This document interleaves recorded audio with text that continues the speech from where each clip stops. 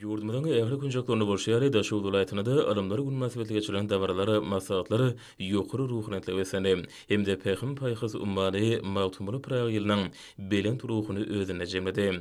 Şanly sene münasibetli geçirilen dürüjlük duşugyna çykyşydanlar türkmen halkynyň milli lideri Gahrman Arkadamydan, hormatly prezident we arkadaly Gahrman Serdarmydan ýurdumyzda alim bilimi ösürmäge berýän döwlet derejesindäki mümkinçilikleri we şertlери barada aýratyn bellediler.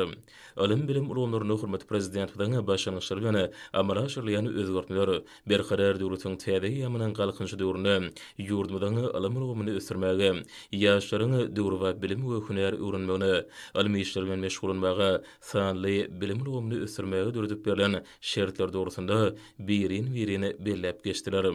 Bu ýerde ýaýwanlary sergi öňe gatnaşyjlarda ýatdan çykmajak täsirler galyrdy.